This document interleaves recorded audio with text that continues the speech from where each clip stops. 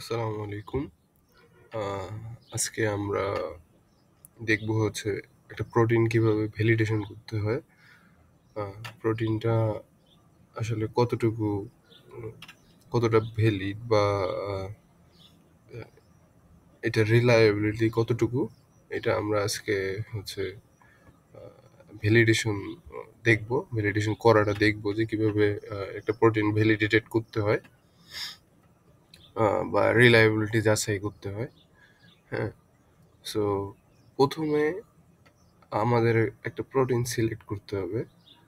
So সেটা আমরা হচ্ছে পিডিবি থেকে এক্সপেরিমেন্টাল প্রোটিনও নিতে পারি, কিংবা এনসিবিআই, ইউনিপ্রোড এগুলো থেকে এক্সপেরিমেন্টাল কিংবা নন এক্সপেরিমেন্টাল প্রোটিনগুলো আমরা সিলেক্ট করতে পারি। নন এক্সপেরিমেন্টাল প্রোটিনগুলোকে বলা হচ্ছে যে আনক্যারেক্টারাইজড বা হাইপোথেটিক্যাল প্রোটিন।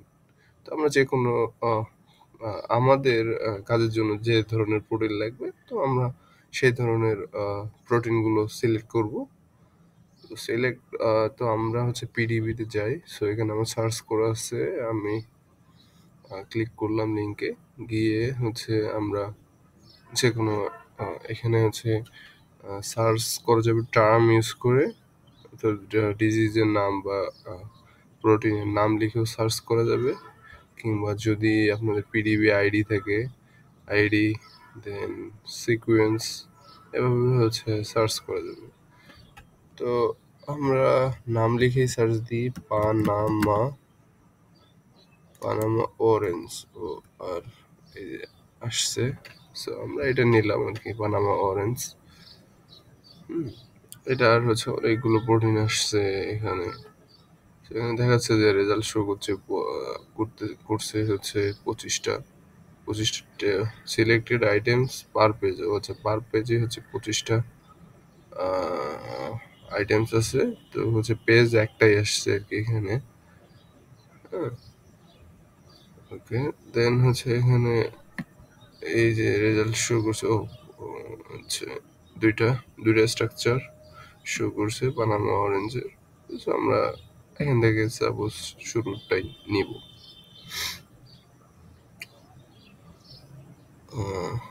একটু লোড হচ্ছে। ওকে,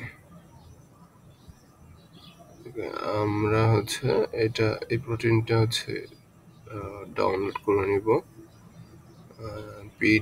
লেগেসি পিডিবি ফরম্যাট, এইটাতে ক্লিক করে দিলে হচ্ছে আমাদের প্রোটিনটা ডাউনলোড হবে। ওকে, আমাদের প্রোটিনটা অলরেডি ডাউনলোডেড হয়ে গেছে। 3WD7 আমাদের হচ্ছে পিডিবি আইডি, 3WD7। এখন আমরা হচ্ছে ইউনিপ্রোড থেকে একটা আনক্যারেক্টারাইজড প্রোটিন নিই। সো এখানে আমরা গিয়ে সার্চ দিব যে আনক্যারেক্টারাইজড প্রোটিন। ওকে, অনেক অনেক আনক্যারেক্টারাইজড প্রোটিন আসছে, 203টা রেজাল্ট আসছে। সো এখানে হচ্ছে টেবিল ফরম্যাটের রেজাল্টটা শো করছে যে এন্ট্রি এর নেম, প্রোটিন নেম, জিন নেম। আমরা চাইলে সেটা হচ্ছে কার্ড আকারেও দেখতে পারি, এইভাবে আসবে। পরে হচ্ছে ক্লিক করে ডিটেলস দেখতে পারবো। তো আমরা টেবিল আকারে এটাই রাখি, লেন্থ অর্গানিজম। সো আমরা শুরুটাই সিলেক্ট করলাম আর কি, সিলেক্ট করলাম। দেন হচ্ছে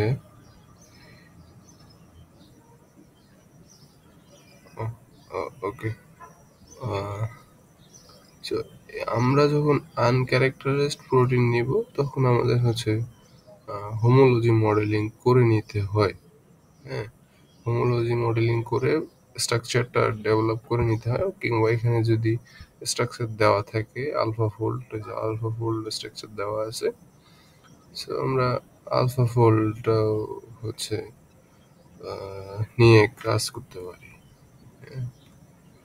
সো আমরা এখান থেকে আলফা ফোল্ড স্ট্রাকচারটা ডাউনলোড করব।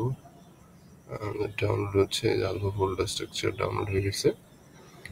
এখন আমরা হচ্ছে এই প্রোটিনগুলো আমরা ভ্যালিডেটেড করব, রিলায়েবিলিটি যাচাই করব। তো এর জন্য আমাদের হচ্ছে একটা সার্ভার ইউজ করতে হবে, সেটা হচ্ছে UCLA সেপস প্রোগ্রাম।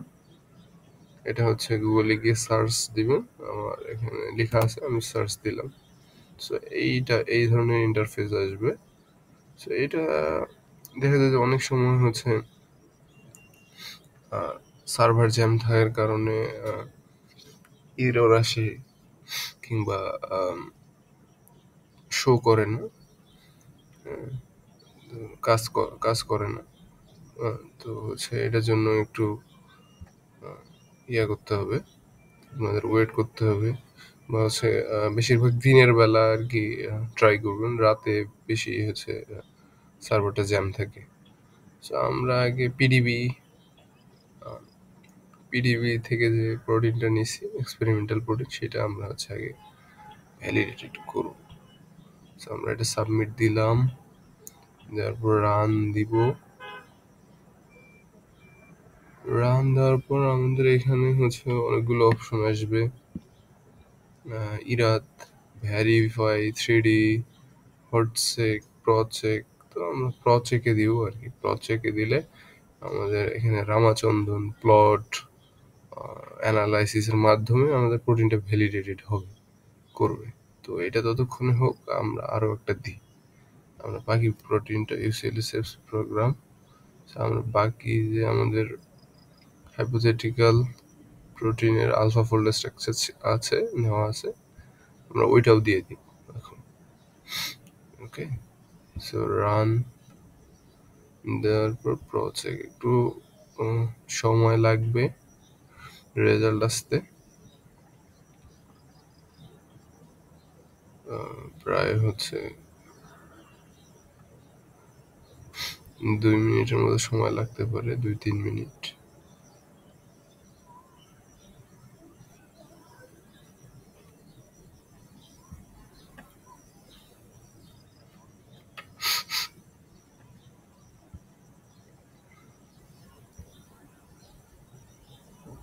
ওকে, আমরা হচ্ছে তখন ভেরিফাই 3D, ইরাত, হটসেক, এগুলো হচ্ছে অ্যানালাইসিস আমরা করে আমাদের হচ্ছে যে প্রোটিনটাকে ভ্যালিডেট করতে পারি। But mainly most of the cases project সার্ভারটাই আসলে সবাই ইউজ করে। সো আমরা প্রজেক্টের পাশাপাশি হটসেক, ইরাত, ভেরিফাই 3D এগুলো আমরা ইউজ করতে পারি। হ্যাঁ, এগুলো ইউজ করে আমরা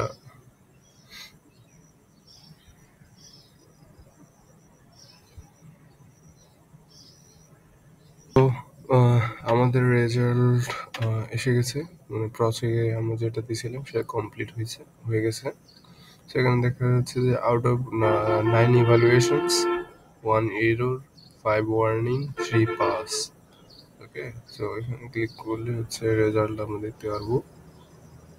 পরেরটা দেখি কি অবস্থা।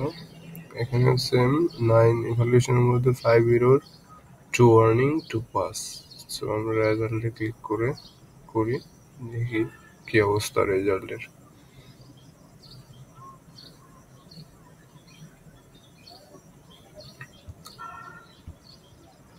লোড হচ্ছে, অলরেডি এসে গেছে। সো এখানে দেখা যাচ্ছে ওয়ার্নিং কাই 1, কাই 2 প্লট। সো আমরা রামচন্দ্রন প্লটে ক্লিক করব। এখানে হচ্ছে রামচন্দ্রন প্লটের মাধ্যমে অ্যানালাইসিস করা হয়েছে। সো এখানে দেখেন যে হচ্ছে এই ভিতরে যেগুলো আছে এগুলো সব অ্যামিনো অ্যাসিড রেসিডিউ। যত হচ্ছে ভিতরে থাকবে আর কি, শুধু ফেভার্ড রেজিয়ন, মানে রেড ভিতর থাকবে, এটা হচ্ছে ফেভার্ড রেজিয়ন। দেন এডিশনালি অ্যালোড রেজিয়ন, অর্থাৎ যে হলুদ রেজিয়নটা।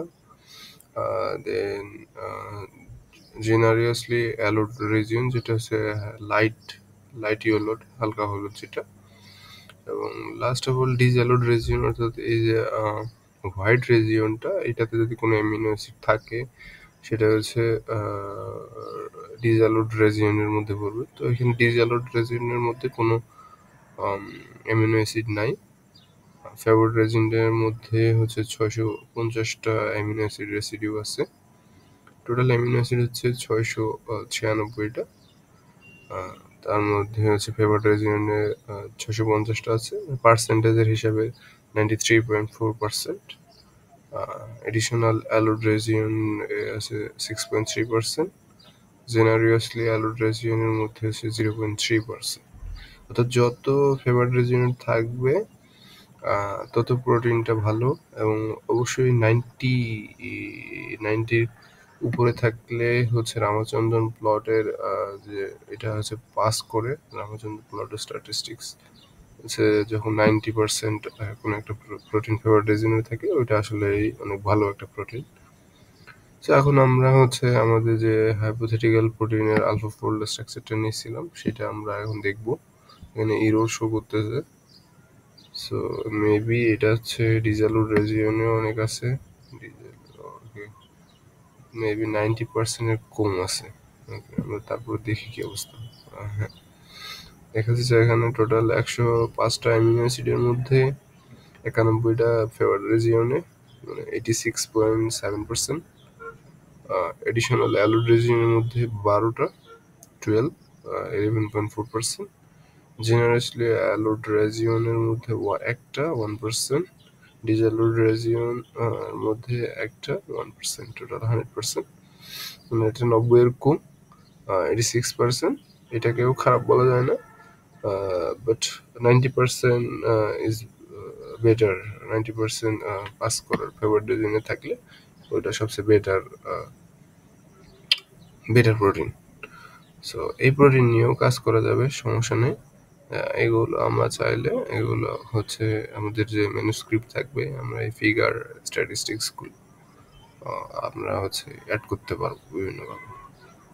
সো আজকে এ পর্যন্ত, ভালো থাকেন।